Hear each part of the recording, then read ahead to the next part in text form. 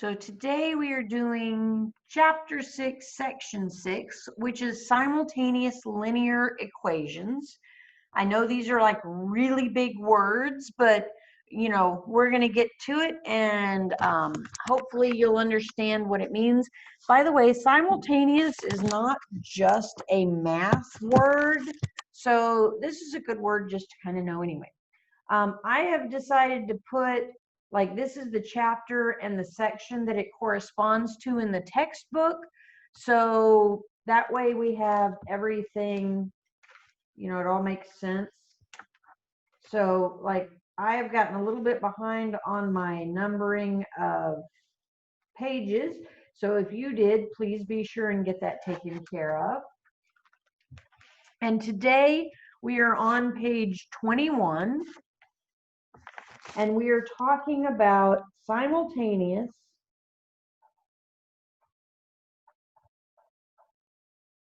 linear equations.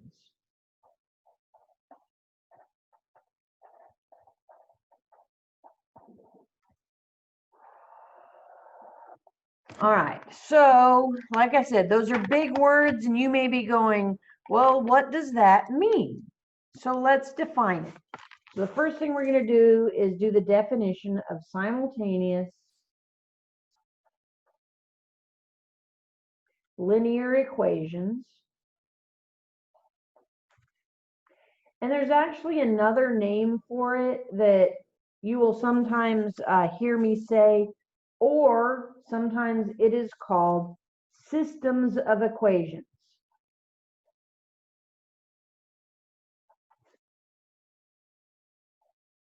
And you need to know that those are the exact same things. So what are they? They are two or more, although you're only going to be dealing with two. So two linear equations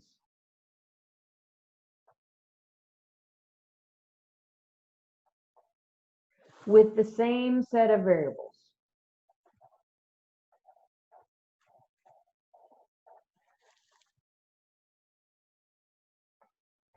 And most often for us, matter of fact, every time for us pretty much, it's going to be X and Y. Okay, so we're dealing with two equations. They both have an X, they both have a Y. So normally we want it written as Y equals, and then I'm going to go ahead and say it's a mx plus b. And just so you know, the m is the slope and the b is the y-intercept. So those are going to be numbers. So maybe it's going to be y equals 3/4 x minus 2, or y equals negative 7x plus 4, or whatever. But here is the trick. This is the key. This is what you need to know, that the solution to a system of equations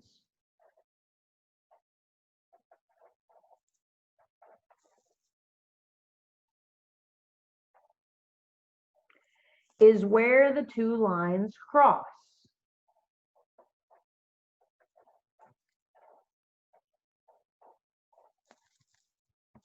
Okay, so this is important. You need to know this, because anytime you're given a system of equations, they're usually asking for the solution. And you need to know that that is where the two lines cross. All right, so we are now going to, we're going to do what, a system of equations on a graph, and we're going to make tables with them as well. So if my first equation is y equals x minus 1, and my next equation is y equals 2x minus 2. So I have both of these, and I want to know what is the solution. So the first thing I'm going to do is I'm going to make a table of values. So I'm going to make an x, 1, 2, 3, 4, 5, there we go, And then in the middle, I'm going to put, well, it's really, you know, the x minus 1, what y equals. And then I'm going to put the y. So because this, you know, works for pretty much any value of x, it's just an equation. I want to pick values of x that are easy for me. So I'm going to pick -2, -1, 0, 1, and 2. It's always good to have a few negatives and a few positives. Now I'm just going to plug in this value for x right there. So I have -2 minus 1 to get my y. And if you need to use your calculator to help you with that arithmetic, that's okay. And that's -3. So I'm going to have a one dot at -2, -3. And I'm just going to plug in each one of these values. So -1 minus 1 is -2. 0 minus 1 is -1. 1 minus 1 is 0. And 2 minus 1 is 1. So for each of these, all I did is I plugged the x values that I picked in right there where the x is, and I solved to see what the y value was. I'm going to do the same thing with this other line, the 2x minus 2. So I have my x value, and then I have 2x minus 2, and my y. Now I like using different colors because it makes it easier for me to see. But, you know, if you don't, that's okay. Now I'm picking the exact same x values because they're the easiest ones in a lot of situations. There may be reasons for you to pick different ones at different times, and that's okay. So now I'm going to go 2, and then in parentheses, I'm plugging in my x, which is -2 minus 2. Once again, you can throw that whole thing into your calculator, and you will get -6. Now, I'm just going to do that for each one of these. That one's going to be -4. 2 times 0 minus 2, which is -2. 2 times 1 minus 2, which is 0. And 2 times 2 minus 2, which is 2. All right. So now I'm going to use a ruler, and you definitely want to use a ruler when you're drawing your lines. But I'm going to go ahead and draw my X and Y axes.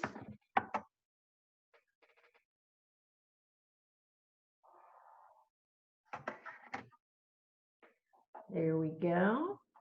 Now on the y-axis, it's pretty easy. I like doing one in the middle and then on the lines, and that keeps everything nice and uniform.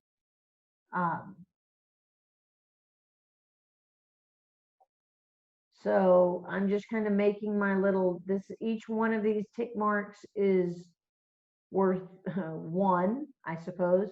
Now it's a little harder on the x-axis, so I just try to look at it and keep the spacing the same as best as I can. And of course, on your classwork, you're going to be using graph paper. And if you want to use graph paper for this, you can. It doesn't have to necessarily be exactly perfect, but it's nice to have that whole thing on there. Okay, so now I'm going to graph each line. So I'm going to go to -2, so start at 0, 0, -2, -3, and I'm going to put a dot. Now I have -1, -2, put a dot. 0, -1. +1, 0. +2, 1. Now, once I have my dots put on the graph, I'm going to once again use my ruler, handy dandy ruler, to draw that straight line through there. So that's the first line. Now, so that was the one I did in brown. So there you go. But now I'm going to do the blue one. So I have -2, -6. 1, 2, 3, 4, 5, 6. -1, -4. 1, 2, 3, 4. 0, -2. 1, 0. 2, 2. All right, so now that I have my blue dots on there, I'm going to take my ruler, connect all of those, and that's my other line. So hopefully you can see where these two cross is right there. And that is the solution that I'm looking for. And it is at 1, 0, because you have to be able to identify it and tell me what it is. In addition, I could have actually found it on the tables, because you see right here, this is 1, 0, and this is 1, 0. Now, it's not necessarily always on the same line like this, but it will have the same X and Y values. So you can say, all right, where's my exact same X and exact same Y? Because the -2, the Y's are different. -1, the Y's are different. 0, the Y's are different. Oh, look, the Y's are the same at 1, 0. And that's what we're going to be doing on the classwork. All right. So on tomorrow's classwork, you will see a few things. So this is what it looks like.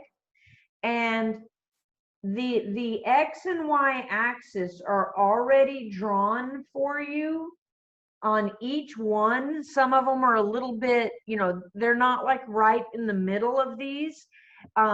That's okay. We put them where you needed to be able to see them so that you could see where they cross. You see, like here. So we made a table of values for the first line, a table of values for the second line, and then graphed it all, and you can see where they cross, and that's the point. Same for down here on number 6, table of values for the first one, table of values for the second one, and of course your lines continue in both directions. So you're graphing both lines, you're seeing where they cross, and you're going to write that point down. There is there's 2 exceptions to this, and so on this homework, they're all going to be nice, easy, exactly where the lines cross. But on the next day's classwork, if you end up with what is basically parallel lines, by their definition, never intersect. And if that happens, then there is no solution. And that's what you're going to say. If, on the other hand, that you solve to get the Y by itself, and it's the exact same thing, then you have an infinite number of solutions. So you could plug any value in for X and it would work. So all real numbers, that's what this means, all real numbers. So these are the 2 special cases. You're not going to see any on this assignment. This assignment, there's going to be 2 lines that cross every single time. On this one, we did these for you. I'm pretty sure these are just lines that cross. And then on the back, you're only doing these 3, and we set it all up for you over here on this side. So all you have to do is fill in this and then graph it. Now, for both of these assignments, there's not an easy way to make a quizzes for this. So you need to do it, take a picture of it, make sure it gets uploaded into Google Classroom if you're an online learner. If you're in person, you're probably going to just turn it in because we're going to need to look at these. So make sure you're using a straight edge when you're drawing your lines. Make sure you've graphed the points correctly. And if you have any questions or need some help, let me know.